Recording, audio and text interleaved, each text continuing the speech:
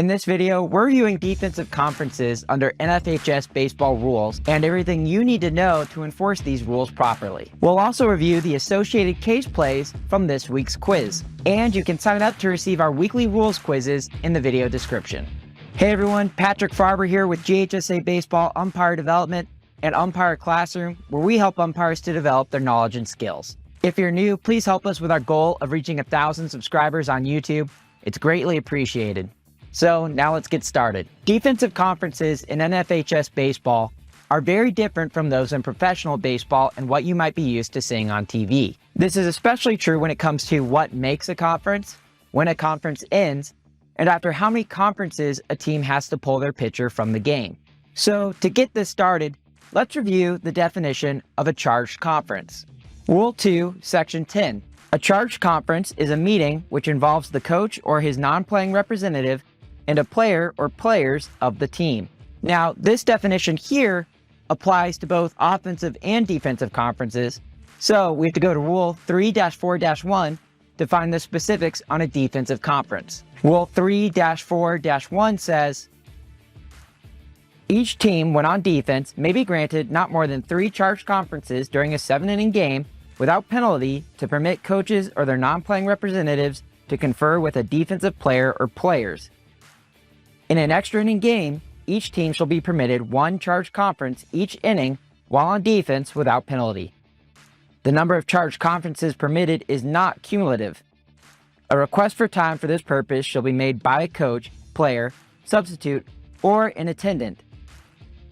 Time granted for an obviously incapacitated player shall not constitute a charged conference.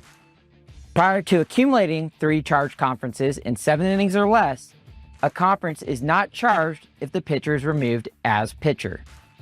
Okay, so there's a lot involved in that rule, so let's break it down. First, each team gets 3 charged conferences during a regular 7-inning game. Then, if the game goes into extra innings, each team will get 1 charged conference per inning.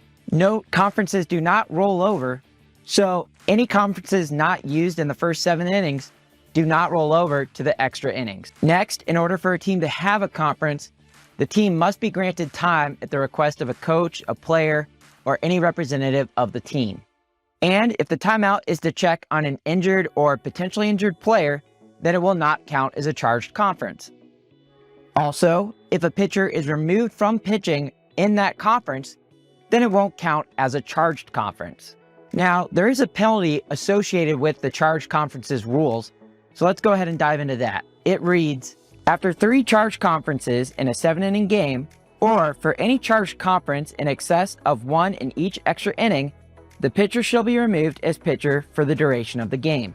Now, what's key about this rule is that after a team uses their 3 charged conferences, any pitcher that they then take a conference to remove from the game cannot return to pitch for the remainder of the game. Finally, I want to review what ends a defensive conference. Rule 3-4-3 says, a defensive charged conference is concluded when the coach or non-playing representative crosses the foul line if the conference was in fair territory. If the conference was in foul territory, the conference concludes when the coach or non-playing representative initially starts to return to the dugout bench area. Now, to help clarify this rule, we look down at Rule 3-4-4, where it has some pretty interesting notes. First is that a coach that has been restricted to the dugout can still participate in a defensive conference. To do so, they just have to have the team come to them at the dugout and have the conference there.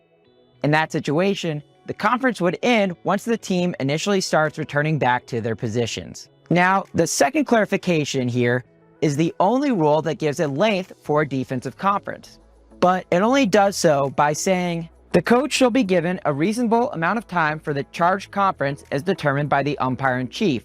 So while this doesn't give an actual amount of time, generally I'd say about 30 seconds for a charged conference. So now that we've covered the rules around defensive conferences, let's go ahead and work through some case plays. Case play number 1. Team A has used 2 defensive conferences in the first 7 innings of the game. They do not use a conference in the 8th inning. How many conferences can the Team A coach use in the 9th inning without having to pull his pitcher? The correct answer to this question is 1. Remember that unused conferences do not roll over, so the one conference not used in regular innings isn't available in extra innings, and the 8th inning conference doesn't roll over to the 9th inning. So the team has their one defensive conference that they get to have every inning in extra innings. Now, question number 2. The coach of the defensive team has used his 3 charged conferences. In the 7th inning, the coach stops play to confer with his catcher about pitch calls coming from the dugout.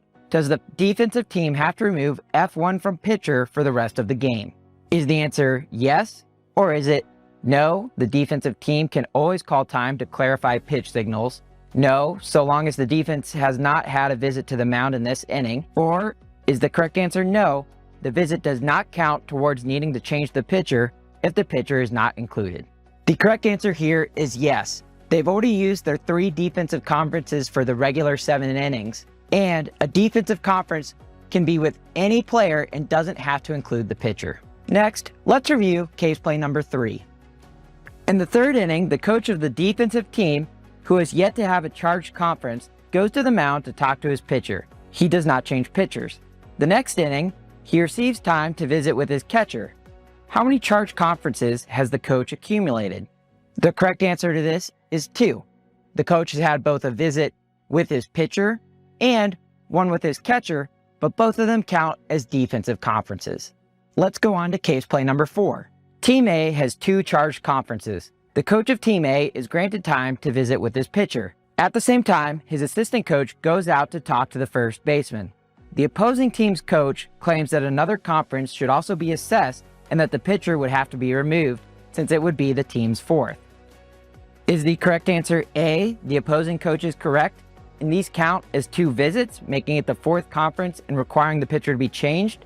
Or is it B, as long as the assistant coach does not delay the game when play is to resume, there is no penalty? The correct answer here is B. As long as the assistant coach's visit does not delay the game any longer than the original charged conference, then the team will not be charged with an additional conference.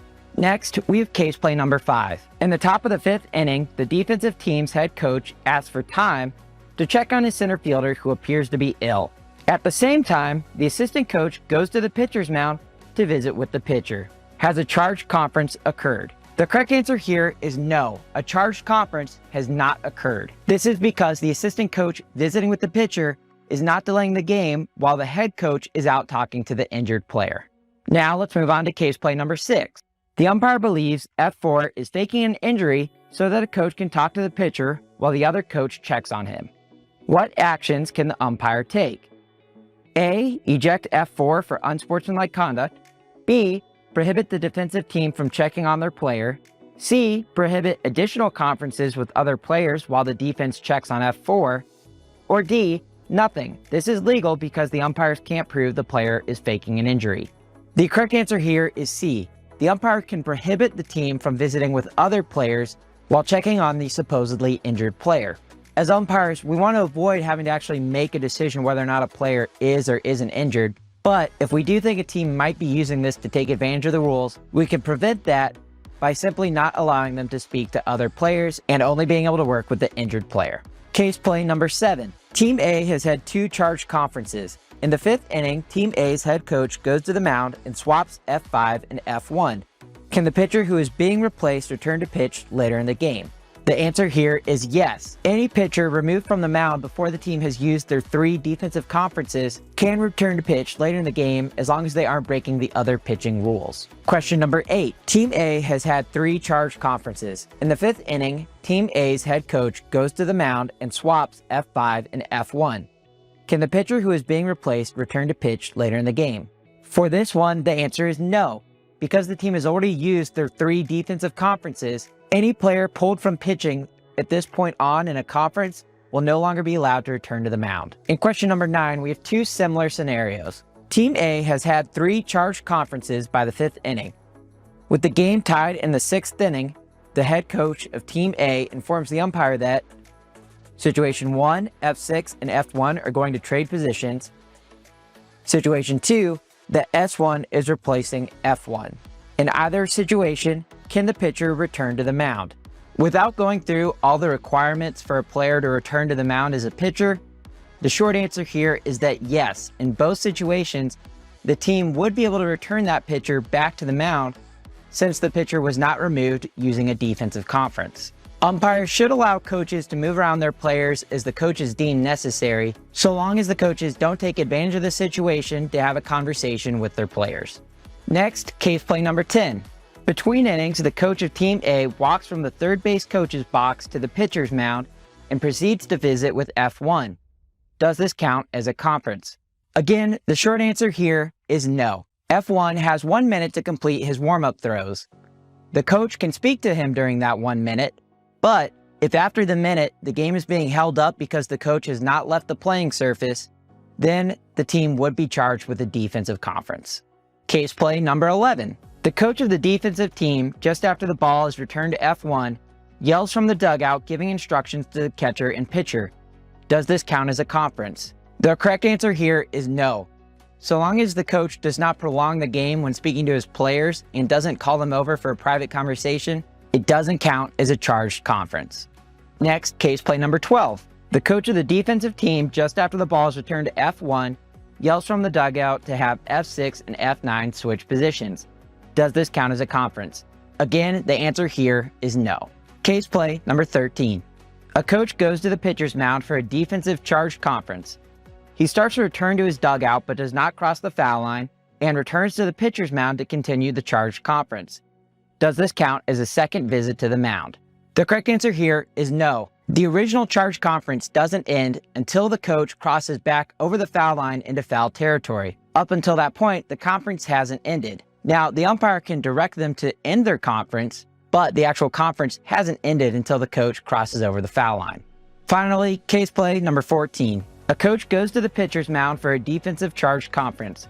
He starts to return to his dugout, crosses the foul line, and then returns to the pitcher's mound. Does this count as a second visit? The correct answer here is yes. Again, once that coach crosses over the foul line into foul territory, they've ended that conference. Going back would constitute a second charged conference. So there you have it, our view of defensive conferences under NFHS baseball rules and how to enforce them in your games. If you found this video helpful, be sure to check out the rest of our videos, and you can sign up for our weekly rules quizzes in the video description. Thanks again for watching, everyone, and as always, I look forward to seeing you on the field.